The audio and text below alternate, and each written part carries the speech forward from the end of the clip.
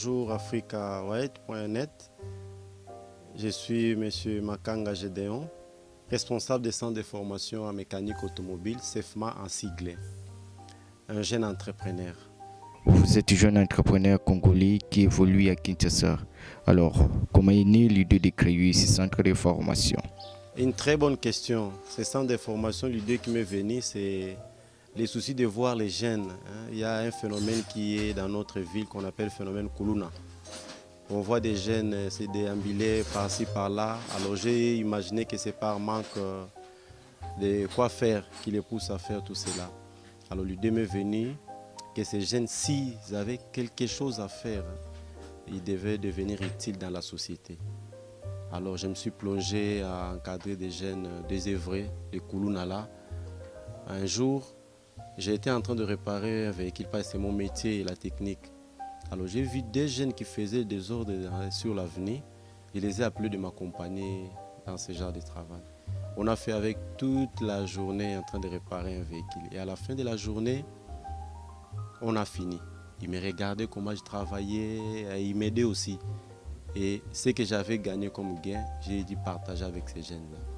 Et j'ai constaté qu'après demain, ils sont venus sans que je les appelle d'eux-mêmes. Alors, j'ai vu que c'était une bonne idée de travailler avec ces jeunes-là. Et j'ai essayé, c'était 2, ils sont arrivés à 3, 4, et puis finalement, plus de 15 jeunes qui sont arrivés. Je me suis lancé dans la formation et j'ai vu que ça a donné de bons résultats. Aujourd'hui, ces jeunes-là, je ne peux plus les appeler de Kuluna. Ce sont des jeunes responsables qui sont des chauffeurs et les autres qui sont des mécaniciens. Alors, j'ai vu que ce que je peux donner dans la société, c'est la formation des jeunes. Et ça, ce n'est pas seulement l'idée qui m'est venue, même les créateurs veulent vraiment qu'on puisse transmettre la formation. Alors, en s'alignant dans cette idée-là, c'est ce qui donne de bons résultats. Donc, former, comme Jésus a formé ses disciples, moi en tant qu'entrepreneur, mécanicien, je forme aussi les jeunes pour qu'ils deviennent utiles à la société. Et de quoi précisément à King, j'ai ouvert un autre centre comme ça où les jeunes viennent aussi en masse pour apprendre les métiers et on fait aussi la mécanique, on fait d'autres services. Non seulement à Kouangou, nous sommes pour le moment aussi à Kikwit, dans les Kouilou, précisément dans la ville de Massimanimba. Nous sommes allés là-bas, on a fait la même chose qu'ici, il y a un centre et les jeunes viennent pour des formations. Donc ça veut dire que si nous avons les moyens, nous pourrons étendre cela à toute la République démocratique du Congo pour aider les jeunes de bénéficier des formations qui coûtent trop cher au niveau de Kinshasa et qu'il y a des jeunes au niveau des provinces qui ont besoin de cette formation mais limités par les moyens, ils n'arrivent pas à venir, mais ils peuvent aussi profiter de cette formation. Quelles sont les conditions pour suivre la formation dans votre centre? Pour que les jeunes puissent suivre la formation, la première procédure, il faut que lui-même accepte de suivre la formation. On ne peut pas le forcer, son consentement libre. Et en dehors de ça, il faut qu'on puisse l'inscrire, donc avoir une inscription. C'est ça la condition. Comme ça, on saura que tel vient de telle famille, il est à telle adresse ou c'est un enfant de la rue. On saura comment l'encadrer. Et l'enfant suit la formation ici pendant une année. Il doit faire une année ici au centre pour la formation. Et à la fin, il va sortir comme technicien. Et heureusement qu'il y a le ministère de la formation professionnelle et métiers qui nous a secouru vite, qui fait en sorte que les enfants qui terminent ici, comme ils suivent des formations théoriques et pratiques, à la fin de cette formation, le ministère organise un examen qui permet de valider le niveau de tout un chacun. Et à la fin, ils ont un brevet ou un titre par rapport aux formations qu'ils ont reçues. Ça, c'est d'abord par rapport au métier.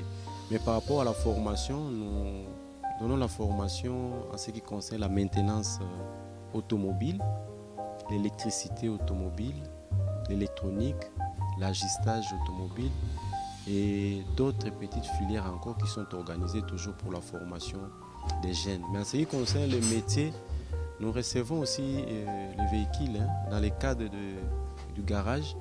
En tout cas, toutes sortes de pannes, nous sommes en mesure de réparer. Comme vous avez vu là-bas dans notre Caneva, nous faisons les entretiens véhicules, les révisions moteur, donc tout travail qui concerne les véhicules, quelle que soit la panne, nous sommes en mesure de dépanner à l'aide des matériels de diagnostic qui sont modernes. On appelle généralement les appareils de checking. Nous avons cela, ça nous permet d'identifier ou diagnostiquer la panne convenablement et à le faire. Donc nous allons inviter aussi la population qui sont dans les besoins de nous contacter pour tout genre de travaux liés à leur véhicule. Nous sommes prêts à le faire. Aujourd'hui, je pourrais dire que le développement de la jeunesse ou encore de notre pays, ça commence par la formation professionnelle et métier. Les différentes techniques que nous avons, c'est ça qui peut booster les pays. Par exemple, ici chez moi, tu as vu les jeunes en train de travailler là-bas. Ils font beaucoup de travail qui se fait aussi ailleurs. Vous les voyez en train de réparer les pare-chocs des véhicules, en train de repeindre les véhicules. Vous avez vu même l'autre là qui est en train de remettre la glace arrière qui était cassée. Et il y a la mécanique qui est en train de s'effectuer. Ce travail, si c'était des expatriés qui le faisaient, en tout cas, on allait avoir beaucoup d'argent et beaucoup d'envoiement ici, parce que c'est ça ce qu'on devait faire. Mais, casser à l'Étienne, on est limité, Il faut vraiment que l'État nous soutienne. Quelles sont les difficultés et avantages de votre travail?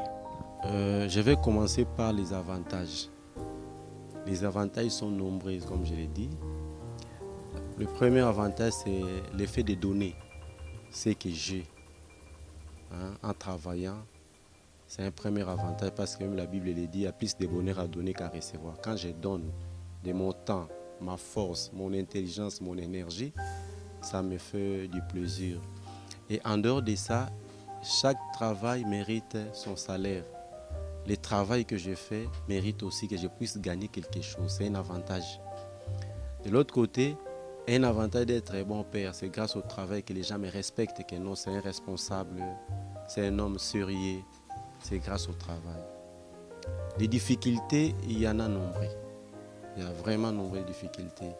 Entre lesquelles je peux te citer, c'est un travail qui me demande de l'espace parce que ici où j'ouvre, j'ai les services que j'ai organisés. En dehors de la formation des jeunes comme des mécaniciens, j'ai fait la mécanique. C'est un garage automobile, un centre de réparation automobile où à l'intérieur nous avons des filières comme il y a la tôlerie qui se fait, il y a la peinture, il y a l'électronique automobile, il y a l'électricité et il y a aussi l'agistage. On peut faire regarnissage, tant d'autres services liés au garage. Alors, ces services demandent de l'espace.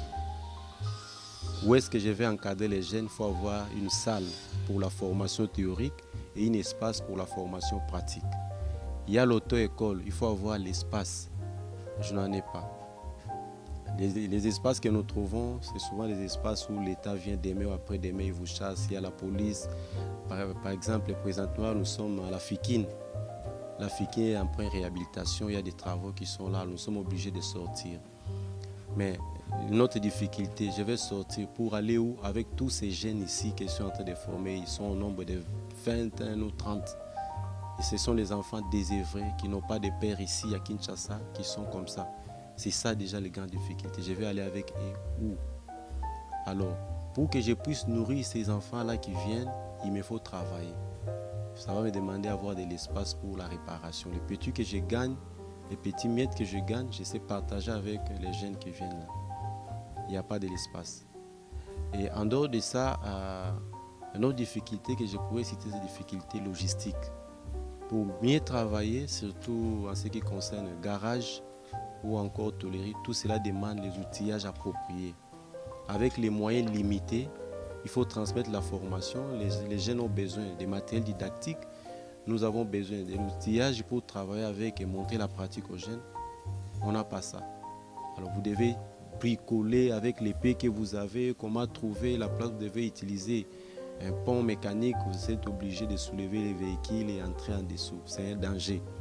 Mais on n'a pas le choix, nous sommes obligés de le faire parce que les matériels sont limités.